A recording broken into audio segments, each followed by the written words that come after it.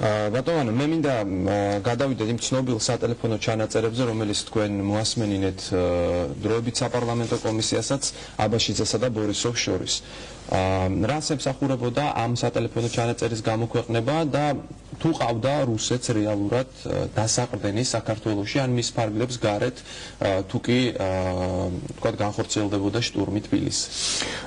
ეს იყო შეკითხვა დასმული დროებით საკომისიო კომისიიდან და ამის ალუსტრაციად გამოაქვეყნეთ ეს ჩანაწერი. ალბათ თქვენ მიხვდით რომ ახლა ჩვენი ჩანაწერი გამოაქვეყნეთ ეს არ იყო ყველაზე მნიშვნელოვანი ჩანაწერი და ამიტომ გამოვაქვეყნეთ ჩვენ არსებობს უფრო მნიშვნელოვანი ჩანაწერები რა თქმა უნდა არსებობს არა მარტო ჩანაწერები უბრალოდ ახლა ასლან აბაშიძესთან დაკავშირებით ეს იყო საყოველთაოდ ცნობილია რომ ვინც არის ასლან აბაშიძე და აქედან გამომდინარე ეს ამან ხელში არ შეუშლის ჩვენ სპეციალურ დანაყოფებს რომ იმუშაონ ასე ვთქვათ ამ ინფორმაციის გამჟღავნება ხელს არ შეუშლით სხვა მიმართულებით იმუშაონ იმიტომ რომ ასლან აბაშიძესთან დაკავშირებით ჩვენ რა თქმა უნდა ისედაც ყველაფერი ვიცოდით და უბრალოდ ეს იყო საილუსტრაციოდ გამოყენებული რა თქმა უნდა რუსეთის მხარე ცდილობდა და ჰქონდა გარკვეული საშუალებები ჰქონდა კონკრეტულ პირებთან მათ შორის გავლენილ პირებთან გარკვეული კავშირები მინდა გითხრათ რომ რაღაც მიმართულებით ამ ომის დღეებში ჩვენ საკმაოდ დიდი ინფორმაცია დავაგროვეთ თუ ვინ წარმოადგენდა ჩვენი მეზობელის აგრესორი რუსეთის რეალურ მხარდაჭერებს იმიტომ ამ ომის დღეებში რუსებმა ასე ვთქვათ ფრთხილად აღარ ჩაატარეს ოპერაციები, ფრთხილად აღარ უკავშირდებოდნენ საკუთარ წყაროებს საქართველოში და ამას ღიად აკეთებდნენ არა მარტო ოკუპირებულ ტერიტორიებზე, არამედ ოკუპირებულ ტერიტორიებს გარეთაც კი და ამიტომ ჩვენ საკმაოდ დიდი მონაცემთა ბაზა დავაგროვეთ ომის დღეებში და მინდა გითხრათ რომ ომის დღეებში კონდაზურის დეპარტამენტი საკმაოდ კარგად იმუშავა და საკმაოდ სერიოზული მასალები დააგროვა და ჩვენ მინდა გითხრათ რომ ჩვენი ბაზა დღეს 5 ჯერ უფრო მდიდარია და შესაბამისად ამ ბაზიდან გამომდინარე ჩვენ მიიღებული ქმედებებმა ძალიან დიდი ინფორმაცია მოგვაწოდა რითაც შეიძლება ახლა პარადოქსული იყოს მაგრამ კიდევ ამ მიმართულებით კიდევ უფრო გაზარდა უსაფრთხოება იმ ადამიანების წინააღმდეგ რომლებიც ადრეც და დღესაც თანამშრომლობენ რუსულ სპეცსამსახურებთან თუმცა ამავე დროს მე მინდა გითხრათ რომ ჩვენ მაინც კმაყოფილები ვართ იმით რომ მიუხედავად იმისა რომ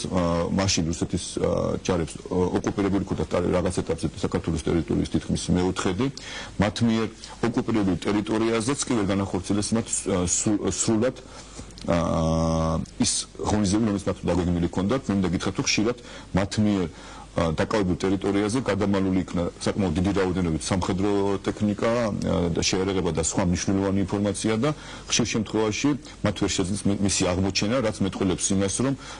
მათი წყაროები არც ისე სერიოზულები იყვნენ მათი ინფორმაცია არც ისე კარგად იყო მომზადებული და ამავე დროს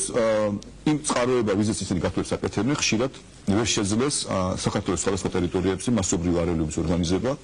ასეთი მსვლელობები იყო ზუგდიდში ბათუმში და გარკვეულწილად თბილისშიც, მაგრამ იმ ფონზე როცა სახელმწიფო სტრუქტურებმა აჩვენეს სიმტკიცე, მათ ვერ გაბედეს მასობრივი ორგანიზებულები გამოსვლა და მათი ნებისმიერი მცდელობა არეული იყო თქვათ იგივე 11-ში, 12-ში, 13-ში, 14 აგვისტოს საქართველოში სიტუაცია წარუმატებლად დასრულდა. ეს იყო რაღაც მოსახლეობაში რაღაც გეგმები თუ სპეციალური ორგანიზაციებთან და კონკრეტული ადამიანებთან. ეს იყო კონკრეტულ ადამიანებთან მიმართებაში, ეს თუ არ ჩავცვლით ყოფილი გიორგაძის პარტიის პოლიტიკურ ორგანიზაციას, სხვა პოლიტიკურ ორგანიზაციებში ასეთი ფაქტები არ ყოფილა. ეს იყო უბრალოდ კონკრეტული პიროვნებები, რომლებსაც რაღაც ეტაპზე, რაღაც დროს განმავლობაში ჰქონდათ გარკვეული გავლენები, ეს იყო ყოფილი სახელმწიფო ძალოვანი სტრუქტურების წარმომადგენლები, რომელსაც ჰქონდათ ცდილება მოეხდინათ ორგანიზება რაღაც გამოსვლების, მაგრამ როგორც კი ისინი ან ირიბათ ან პირდაპირ ძნობდნენ ჩვენს სიახლოვეს და ჩვენ მზადყოფნას, რომ ყველა ზომა მიგვიღოთ აღვიკეთა მასტი ანტისახელმწიფო ქმედებები, მათ ვერ შეძლეს ამის განხორციელება, თუმცა გარკვეული შეკრებები ჩატარდა და ასე ვთქვათ ჩვენ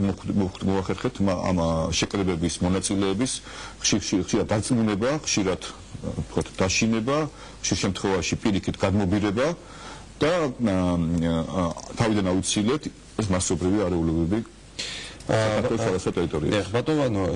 აქ ხასმინდა გაუსვა რომ ჩვენთვის სასიხარულის ფაქტიც რომ უმცირესობრივ დასახლებულ რეგიონებში ჩვენ მოახერხეთ ომის დღეებში სრული კონტროლის დაწესება და თქვენება შეამჩნიეთ რომ არც